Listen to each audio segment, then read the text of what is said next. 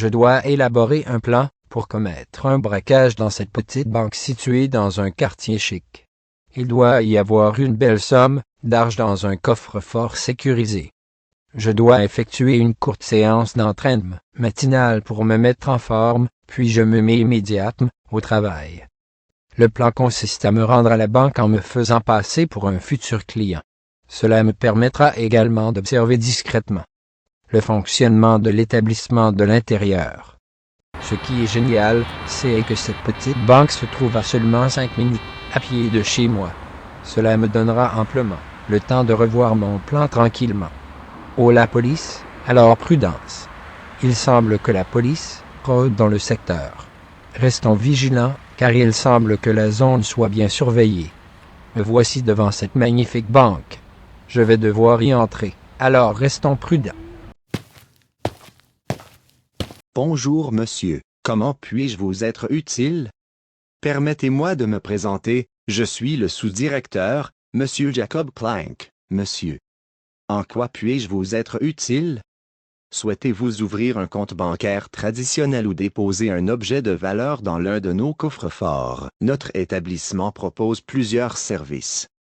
N'hésitez pas à me faire part de votre demande, et je ferai de mon mieux pour y répondre efficacement. Ah oui, c'est une bonne idée. Donc, vous avez des coffres forts? J'aurais justement besoin pour y déposer quelque chose. Ils sont bien solides, au moins, et en plus étanches, car je n'aimerais pas que des souris s'introduisent pour grignoter ce que je dois y mettre à l'intérieur. Eh bien, monsieur, vous prenez notre établissement pour une petite boutique de quartier, hein? Notre banque, elle est là depuis 1895, et croyez-moi, personne, je dis bien personne, n'a jamais réussi à voler quoi que ce soit ici. Même la poussière qui pourrait se glisser dans nos coffres, elle n'en sort pas, tellement ils sont étanches. Alors, non, vous pouvez dormir tranquille, tout ce que vous déposez ici, ça restera là, sans le moindre souci. Et pour couronner le tout, on a les meilleures sécurités du siècle, alors pas la peine de s'inquiéter, hein. Donc, il me semble que vous souhaitez déposer quelque chose, si j'ai bien compris. Pouvez-vous me préciser ce que vous souhaitez y déposer? Je pourrais ainsi vous orienter vers l'offre qui correspond le mieux à vos besoins. Eh bien, vous savez, je ne dispose pas d'une grosse fortune, mais j'aimerais déposer un tableau de famille auquel je tiens beaucoup. C'est un héritage de ma tantine, vous voyez. Je n'aimerais pas le laisser traîner chez moi, surtout en ce moment. Le quartier où j'habite est un peu agité, avec des rôdeurs mal intentionnés. Et comme je ne suis pas toujours chez moi, vous comprenez que je préfère le mettre en lieu sûr. Allô, oui, c'est Suzy à l'appareil. Je suis à votre écoute. Ah, c'est Monsieur Henry, je vous écoute. Je vais rejoindre mon bureau, Monsieur Henry. Nous serons ainsi plus à l'aise pour poursuivre notre discussion. On dirait une boîte de conserve. Il se prend pour qui, celui-là? Je Non, vois que non, notre chef ça de ne va pas se chantier passer est arrivé. comme ça. Je vais donc devoir écourter notre conversation, car je dois discuter avec lui de la mise en chantier d'une partie de Je notre vais finir par établissement. partir de cette Si banque cela vous et aller convient, voir ailleurs. pourriez-vous rejoindre ma secrétaire dans mon bureau? Elle pourra vous fournir tous les détails concernant la Je procédure souhaite à obtenir un suivre pour coffre-fort réserver digne un de la coffre noblesse chez de nous. mes ancêtres, les barils d'or de Bastignac, et non une simple boîte de conserve banale. Très Non, bien, j'ai pris ma Monsieur décision, Planck. je pars. Je vais procéder ainsi. Je m'entretiendrai avec votre secrétaire pour obtenir tous les détails concernant l'acquisition d'un coffre-fort. À plus tard. Oh, c'est quoi ce bruit? Que se passe-t-il? Oh là là, c'est possible. Le plafond semble en train de me tomber sur la tête. Au secours, à moi, par mes aïeux. Mais que se passe-t-il, Madame la Duchesse? Je viens immédiatement, parbleu, c'est un véritable malheur. Ok, je vois que ma présence en tant que chef de chantier devient désormais indispensable sur ce site. Je vais immédiatement m'atteler au travail avant que cet établissement ne soit réduit en poussière. Cela devient intéressant. Je me suis entretenu avec la secrétaire, qui m'a indiqué que je pourrais déposer mes affaires prochainement. En effet, une partie de la salle des coffres en sous-sol est déjà en cours de travaux, et d'ici 2 jours, il sera peut-être possible d'y déposer mes biens. Dans 2 jours, j'y déposerai mon tableau de la tantine, ce qui me permettra également d'y observer de plus près cette selle au coffre. Maintenant que je sais que l'établissement est en travaux, cela m'inspire une idée ingénieuse. Me faire passer pour le chef de chantier, afin de dérober un précieux butin. Dans ce cas, personne ne se doutera de rien. Dans ce cas, il me faudra kidnapper le chef de chantier, pour prendre sa place. Ce ne sera pas une opération facile, mais Jean le braqueur a plus d'un tour dans son sac. Allô, c'est Joe, je vous écoute. À Madame Suzy, quoi de neuf? Bonjour, Monsieur Joe. Comme vous le savez, notre établissement subit actuellement des travaux partiels dans le sous-sol de la banque. Cependant, quelques coffres y sont encore disponibles. Ce sont de modestes coffres, mais je vous garantis qu'ils sont solides. D'ailleurs, ils font partie de notre banque depuis sa création. Bon, très bien. Alors cela me convient pour déposer le tableau de ma tantine. Dans ce cas, je passerai le plus tôt possible. À bientôt, Madame Suzy. Je vais maintenant déposer le tableau que je prétends avoir hérité de ma tante. Profitant de cette occasion, je vais également jeter un œil dans la salle au coffre et me familiariser avec les lieux. C'est une excellente idée, je vous le dis. Joe le braqueur va réaliser un coup d'éclat. Monsieur Joe, suivez-moi s'il vous plaît, nous allons directement dans la salle au coffre. Voilà Monsieur Joe, je peux vous proposer le coffre, numéro 16. Devant vous, si cela vous convient. Sa taille est parfaite pour votre tableau. Attention quand même au trou, au risque de faire une malheureuse chute. Bientôt il sera rebouché. Effectivement, il est parfait. Je vais donc procéder à son rangement, et vous rapporterez la clé une fois que tout sera terminé. Je vous remercie sincèrement, Madame Suzy, pour votre aimabilité. Très bien, Monsieur Joe. Prenez tout votre temps, je reste à votre disposition. À bientôt. Oui, ici, Suzy, un instant j'étais avec un client, je rejoins mon bureau. Voilà enfin le moment que j'attendais. J'ai rangé ce tableau et observons les alentours. Regardez-moi ce trou. Il donne directement sur un égout. Cela me donne une idée brillante, cela facilitera grandement mon extraction de cet établissement. Ce sera encore plus simple que je ne l'avais imaginé. Maintenant, passons à l'étape kidnapping du chef de chantier. Cela ne va pas être du gâteau. Il faut que j'élabore un plan dès le retour chez moi. Je vais savourer cette délicieuse tasse de café avant de commencer à élaborer mon plan. Il est temps de collecter des informations sur le chef de chantier, afin de comprendre son emploi du temps, et ainsi organiser un enlèvement discret sans alerter personne. Allez, jeta du pain sur la planche, direction la banque, où se trouve ce chef de chantier. Ah, ce toit de ce bâtiment sera parfait pour épier ce chef de chantier. J'espère que mes jumelles spéciales soient à la hauteur, car je ne voudrais pas rater le moindre fait et geste de ce chef de chantier. Ah, je vois que le chef de chantier est arrivé, et il discute avec le sous-directeur. À Monsieur Louis, notre chef de chantier. Monsieur le sous-directeur Planck, je viens effectuer une inspection extérieure du bâtiment. J'ai besoin de vérifier certains points, car j'ai remarqué des fissures lors de ma dernière visite. Après mon évaluation, je vous remettrai un rapport détaillé. À part cela, je tiens également à vous informer, Monsieur Planck, que je devrais m'absenter quelques jours. Ce n'est pas grand-chose, vous savez, j'attends ma grand-mère chez moi, car elle va fêter son anniversaire. J'ai donc organisé une petite fête en toute intimité pour cette occasion, mais ne pensez pas pour autant que je vais abandonner ces travaux. J'y prêterai une grande attention dès que cet événement sera terminé. Eh bien, Monsieur Louis, je suis heureux pour votre grand-mère. Veuillez lui transmettre mes vœux d'anniversaire, et au plaisir de vous revoir bientôt. Ah, très intéressant, de ce que j'entends de ce chef de chantier.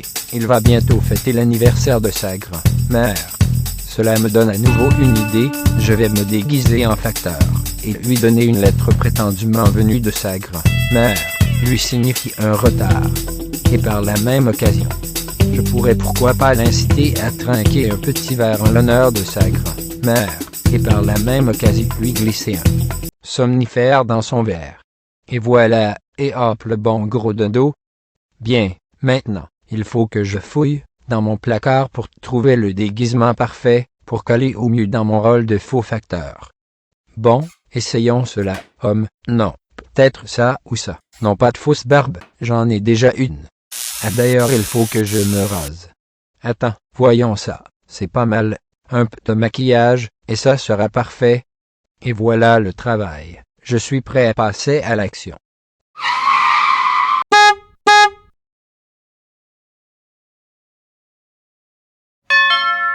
Bonjour, c'est le facteur. J'ai un courrier recommandé, pour vous. Vous êtes bien, Monsieur Louis Bonjardin. Il me faut votre signature. Je vois que ce courrier m'a été adressé par ma grand-mère Lucinette. Elle m'a dit qu'elle avait un petit imprévu, et qu'elle viendrait un peu en retard. C'est dommage, car j'avais déjà tout préparé pour son anniversaire. Ah, mon ami, ne soyez pas triste. Ce n'est pas une si mauvaise nouvelle, juste un léger retard. Cela arrive à tout le monde. Pour apaiser cette situation, je vous propose de trinquer ensemble à la santé de votre mère et de passer un peu de temps en votre compagnie. En plus, je suis en avance sur mon service. Monsieur le facteur, je n'ai pas l'honneur de vous connaître, et j'ai oublié de vous demander votre prénom. Avec toute cette émotion, je suis un peu confus. Je comprends parfaitement votre émotion. Si j'étais à votre place, je serais tout aussi confus, Monsieur Louis. Permettez-moi de me présenter. Je m'appelle Éric Dupin, et je suis facteur. Ah, très bien, enchanté, Monsieur Dupin, le facteur. Asseyons-nous, si vous voulez bien. Puisque nous avons l'occasion de passer un court moment ensemble, je vais vous offrir un petit verre, ainsi que quelques petits fours. Oh, cela me fera plaisir. Nous pourrons ainsi célébrer, disons, un anniversaire en l'honneur de votre mère. Permettez-moi d'aller chercher des petits fours dans la cuisine. Ne bougez pas, je reviens tout de suite.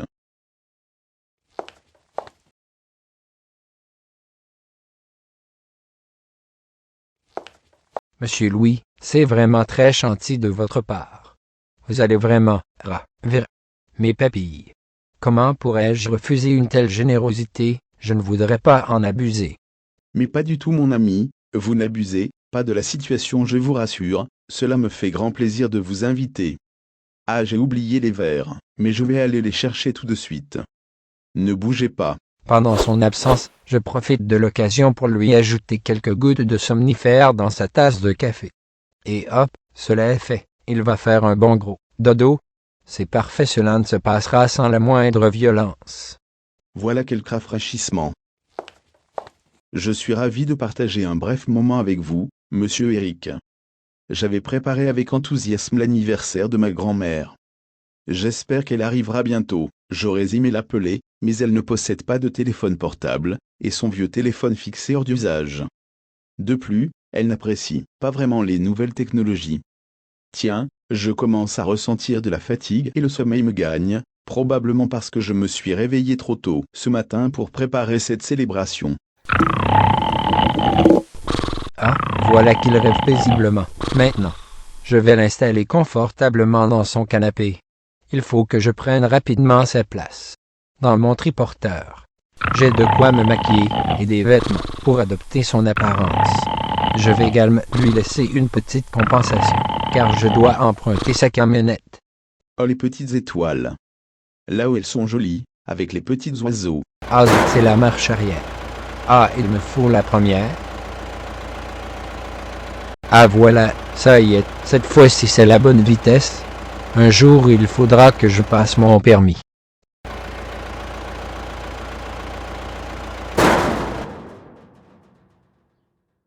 Ah décidément, ce n'est pas mon jour avec cette camionnette. Bon, maintenant j'ai du boulot. Je vais utiliser mon nouveau appareil électronique pour prendre la voix du chef de chantier. Il s'agit d'être discret. Ah bonjour, Madame Suzy. Oui bonjour, excusez-moi, j'ai la voix un peu enrouée. Ces temps-ci, je viens pour finir mon inspection, et je remettrai le rapport au sous-directeur Monsieur Planck. Je vais donc... Je disais donc, je vais à la salle des coffres madame, à plus tard Madame Suzy. Le chef de chantier a une attitude étrange, et cette voix qui change me semble familière. Je l'ai déjà entendue quelque part.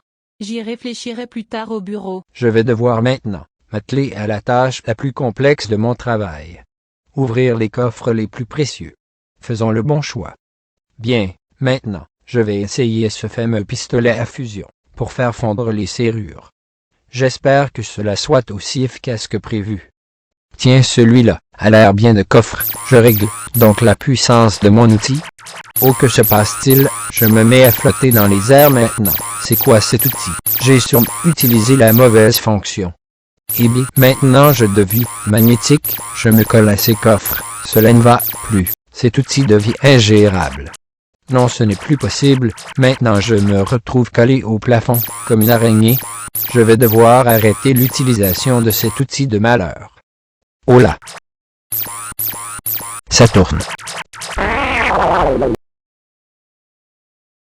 Oh, ça brille, c'est des étoiles que je vois, j'ai la nausée. J'arrête avec ce méchant, je vais finir par déclencher une alarme dans la salle d'à côté. Oh, ça perlipopette. L'alarme s'est déclenchée, je suis fichu. Oh, regardez, un coffre recrache enfin son contenu. C'est un miracle. Je prends ceci comme une modeste récompense pour mon travail. Tiens, l'alarme s'est arrêtée.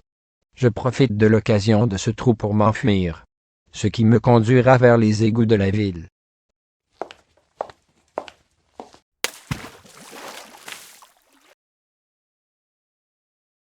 Maintenant que je suis dans les égouts de la banque, je dois me diriger rapidement vers ceux de la ville, avant que la police ne bloque certaines sorties. Il me faut ma lampe, je n'y vois rien. Aïe, oh là aïe, ma tête. C'est quoi ça? Ah voilà. Je vois mieux maintenant. Je vais suivre le seul passage disponible devant moi. Oh là là, cet égout ne semble pas finir. Il doit y avoir des kilomètres de canalisation sous la ville. Je ne vais jamais m'en sortir. Tiens, je vois devant moi un conduit avec une maçonnerie plus récente. Je vais essayer par là. On ne sait jamais, peut-être que par chance, je pourrai atteindre le bon endroit. Et hop! Je sens que je vais enfin voir le bout du tunnel. Allez Joe, on y croit. Ça y est, j'ai enfin trouvé la sortie vers la ville. Je vois la lumière du jour devant moi. Oh, que se passe-t-il? Le niveau de l'eau monte assez vite. Le tunnel va se trouver inondé. Il faut que je file d'ici au plus vite. Oh, ça glisse. Je me sens entraîné par le courant. Oh malheur. Ce courant devient trop fort. Où est mon sac? Il glisse dans le cours d'eau. Mon butin se fait la malle.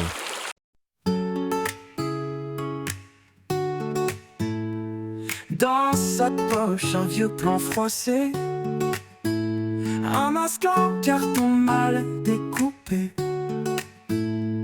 Joe s'avance, le cœur qui bat trop fort, mais déjà il trébuche devant la porte en or.